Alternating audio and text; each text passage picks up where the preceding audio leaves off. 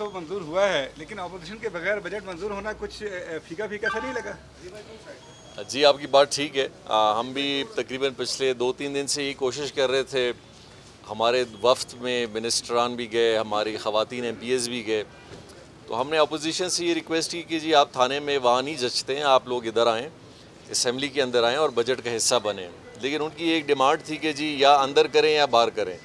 तो वो हमें कुछ समझ में नहीं आ रहा था कि वो अंदर बाहर क्या हो रहा था। लेकिन हमने कहा जो भी सिलसिला है, और आज मेरे ख्याल एक रूलिंग भी स्पीकर साहब ने आज एक बहुत मुनासिब दी है कि उस पर उन्होंने गवर्नमेंट को डायरेक्शन दी है कि जी आप इस मसले के हवाले से अपोजिशन कि अगर केसेस वापस होते हैं या जो तरीका है तो उनके हाउस से रूलिंग आ रही है, तो उस पर हम इंशाल्लाह आज बात कर रहे हैं। आपकी बात को मैं बिल्कुल तायद करूँगा कि आज ऐसा थोड़ा सा मुख्तलिफ लग रहा था कि वो हल्ला गुल्ला नहीं हो रहा है, वो शोर नहीं हो रहा है, और जो हमेशा एक मुनासिब अच्छा भी लगता है। और हमने अभी यही हमेशा से ही कहा है कि ये हल्ला गुल्ला इस हॉल के अंदर अच्छा लगता है। आपने वहाँ 2 साल में किताबें भी फाड़ी, शोर भी किया, हमें भी सुनाया, बैनर भी बनाए, सब कुछ किया, हमने कभी माइंड नहीं किया, क्योंकि वो एक जमहूरियत का तरीक़ेकार है। आज अगर होते तो इंशाअल्लाह बड़ा अच्छा लगता। कल का भी दिन है, हम उम्मीद करेंगे कि हम उनसे अभी भी रिक्वेस्ट करते हैं कि बलूचिस्तान के अंदर वो इस बजट का हिस्सा बने। कल का दिन भी है और आके शरीक हो। जाम साहब, ये FIR किसके कहने पे दर्ज हुई है? पुलिस ने जो FIR दर्ज की? देखिए FIR मैं आपको एक चीज़ बताऊं, इसमें बड़ा सिंपल है। एक कानून का एक पूरा निज़ाम है। इस हॉल इसी जगह पे आप उस दिन भी मौजूद थे। आज का माहौल आप देख लें, क्यों आज के माहौल में एक बड़ी बरकत भी है। ये जहाँ पे आज आप लोग सारे खड़े हैं, ये आप लोग की जगह है। हमने हमेशा प्रेस को यहाँ खिताब किया, लेकिन उस दिन यहाँ कुछ और लोग थे। वो लोग थे जो इस हाउस के मेंबरान भी नहीं हैं। वो लोग थे जो शायद जिनके पास पासेस भी नहीं थे, और वो कोई गमला फेंक रहा है तो कोई पत्थर फेंक रहा है, कोई लाठी फेंक रहा है। और मेरे ख़्याल से इंतज़ामिया ने बहुत सब्र और बहुत एक अच्छे अंदाज में किया। खुदा न ख़ास्ता कोई ऐसा वाक़या अगर उस दिन इसी जगह पे हो जाता तो शायद आज एक सूरत हाल बहुत मुख्तलिफ होती। तो मेरे ख़्याल से कि हमें इस चीज़ का हमेशा ख्याल रखना चाहिए इस हाउस के हवाले से। और हमने कभी 1% भी देखें, अगर यही हंगामा होना होता तो ये पिछले साल भी होता, इससे पिछले साल भी होता। हमने यहाँ बातें सुनी इसी गार्डन के अंदर, जब अपोजिशन ने पूरी असम्बली का बाइकआउट करके यहाँ बैठे थे, तो मैं उनके साथ आके बैठा था, और इस दफ़ा भी मैं आके साथ बैठते थे। अगर ये सारी चीज़ें इस घर के अंदर होती, लेकिन अगर रोड पे अगर हमने जाके इजलास करना है या थानों के अंदर बैठ के करना है या किसी स्टेडियम में करना है, तो वहाँ फिर ये सारी चीज़ों को ले जाना बड़ा गैर मुनासिब है। तो इसीलिए हमने यही कहा कि आप इधर आएँ, इधर बैठें, यहाँ बात करते हैं, यहाँ मुज़ाकरात करते हैं, सब कुछ यहाँ करेंगे, लेकिन वो यहाँ हो नहीं सका। जाम साहब, 3-4 दिन वो यहाँ पर बाहर बैठे रहे, लेकिन उस वक्त आपने भी मुनासिब नहीं समझा कि आप उनके साथ बातचीत करें, बजट के ऊपर जो भी उनके तहफ़्फ़ुज़ात हैं वो दूर करें, तो उसके बाद तो ये फिर हंगामा होना था। देखिए 2 चीज़ें हैं। एक तो है बजट तो हमने उस वक्त तक पेश ही नहीं किया था। बजट पे एतराज़ात तो देखिए उस वक्त होते हैं कि जब बजट पेश हो जाए, टेबल होने से पहले ही अगर एतराज़ात कोई बजट पे कर रहा हो तो वो तो बात समझ भी नहीं आती। हमारी काबीना ने भी बजट नहीं देखा था। 18 तारीख को हमारी काबीना ने 3 बजे बजट देखा, 4:30-5 बजे हम उसको इधर ही ले आए।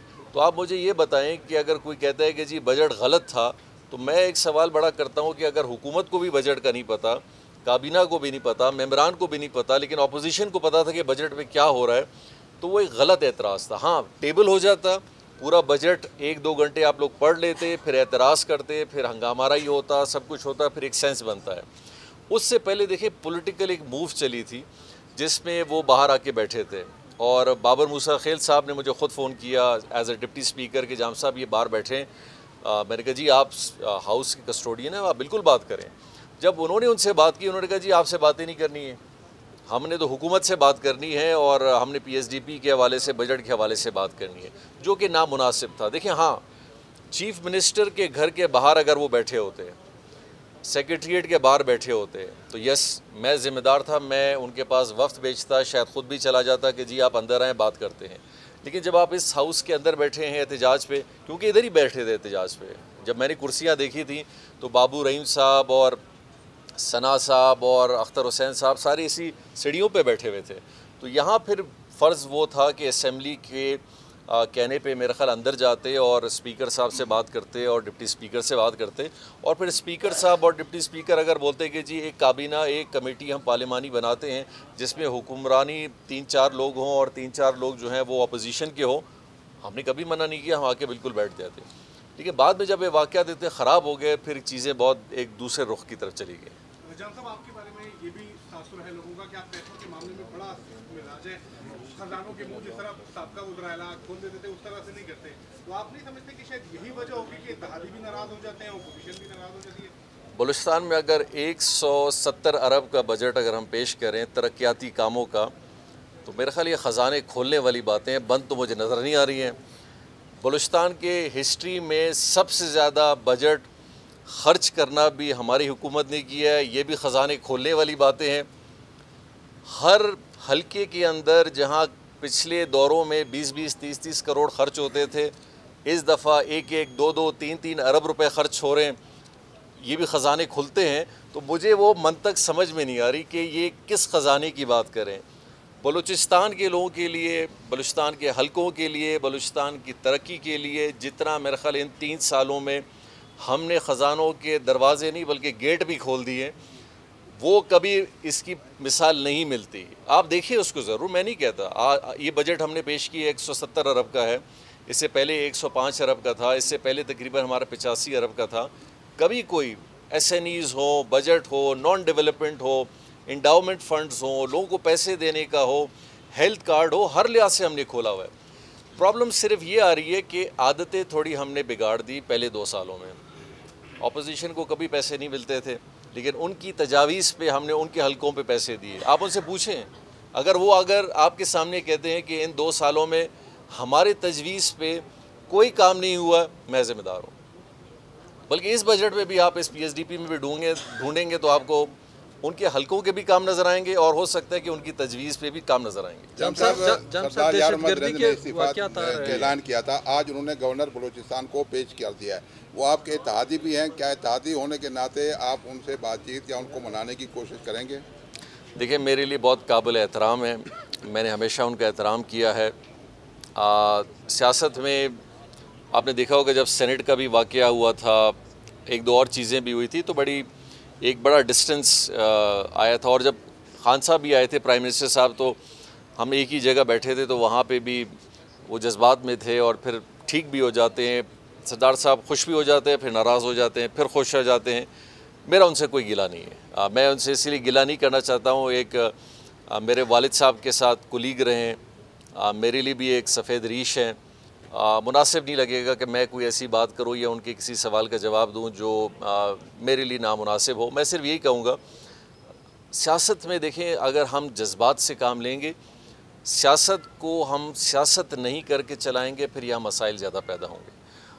मैं उम्मीद नहीं कर रहा था कि और आपने देखा होगा कि कुछ अरसे पहले भी उन्होंने जब असम्बली में एक इस तरह का बयान दिया था कि मैं एडवाइज़री से इस्तीफ़ा दे दूंगा, तो मैंने एक थोड़ा सा, मुझसे किसी ने सवाल किया, मैंने उसका जवाब ये दिया है कि जी सरदार साहब अगर एडवाइज़री से इस्तीफ़ा देते हैं या मिनिस्ट्री से देते हैं, ये मेरा काम नहीं है, ये उनका अपना एक फ़ैसला है। तो वो उस पर नाराज़ हो गए थे, फिर उन्होंने कहा था जी आपने क्यों कहा कि मैं मिनिस्ट्री से इस्तीफ़ा दूँगा, मैं बिल्कुल नहीं दूँगा।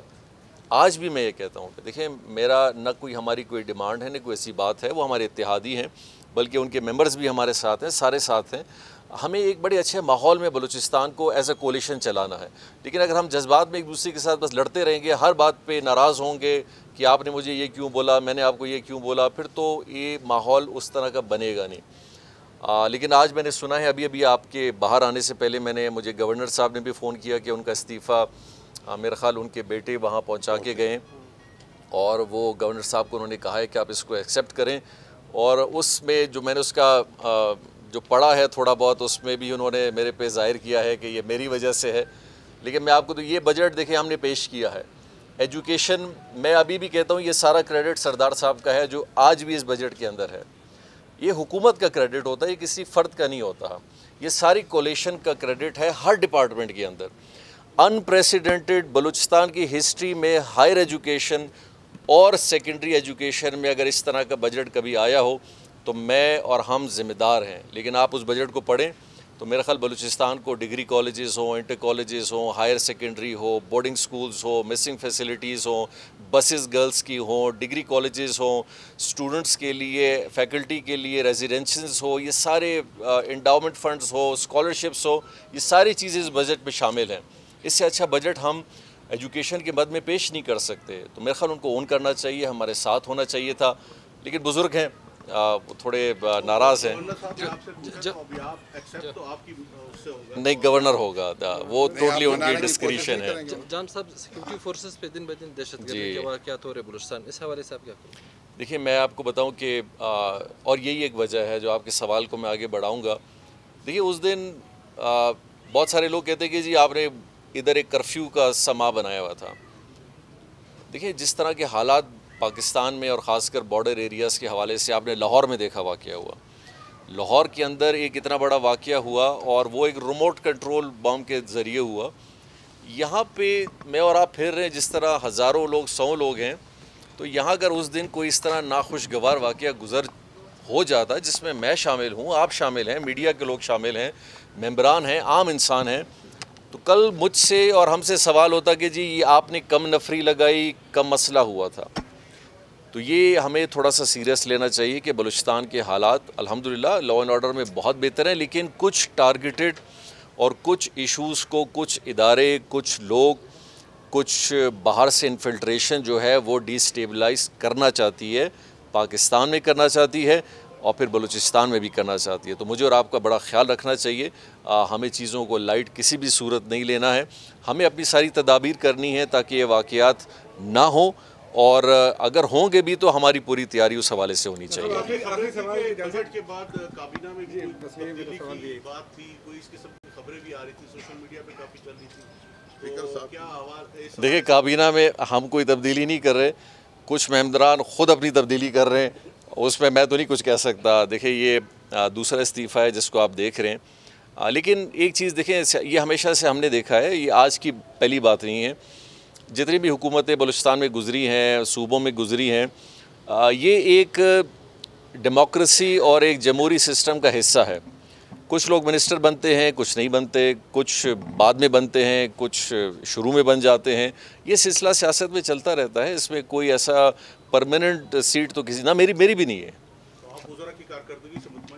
देखिए, मेरे ख्याल अपनी कैपेसिटी और अपनी सारी चीज़ों को मद्देनज़र रखते हुए एक बड़ा इनपुट इनका आता है, सारी चीज़ों का आता है, लेकिन कुछ चीज़ें हैं जहाँ कमी बेशी भी यकीनी तौर पे होती है, हमारी तरफ भी हो जाती है, वज़रा से भी हो जाती है, सेक्रेटरी साहिबान से भी हो जाती है, लेकिन हम उसको as a collective, as a government की रिस्पॉन्सिबिलिटी लेते हैं।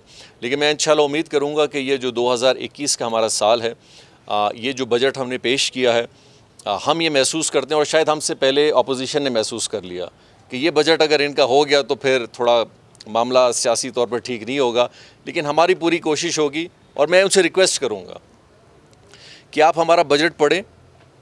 इस बजट के अंदर जितने भी हमारे डिपार्टमेंटल प्रोजेक्ट्स हैं या प्लान्स हैं, ये आपके वोटर को भी फ़ायदा देंगे, ये आपके बच्चों को तालीम में फ़ायदा देंगे, सेहत में देंगे, कार्ड में देंगे, स्पोर्ट्स में देंगे, वेमेन में देंगे, आईटी में देंगे, प्लानिंग में देंगे।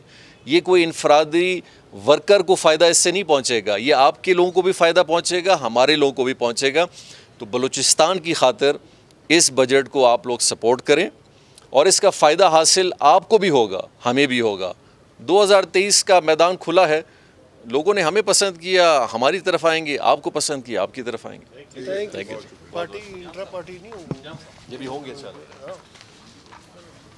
तैयार है judicial commission Balochistan high court के जी। देखिए, उसमें ये है कि हमने पहले दिन से यही कहा कि मरूम के लवाकिन की तरफ से जब भी हमें कोई रिक्वेस्ट आएगी, जिस हवाले से भी आएगी, हाई कोर्ट के जुडिशल के हवाले से आएगी, JIT के हवाले से आएगी, डिपार्टमेंटल इंक्वायरी आएगी, हमारी ज़रूरत पड़ेगी, किसी की भी ज़रूरत पड़ेगी, गवर्नमेंट ऑफ बलूचिस्तान हर लिहाज से पूरी सपोर्ट करेगी और ताउन करेगी।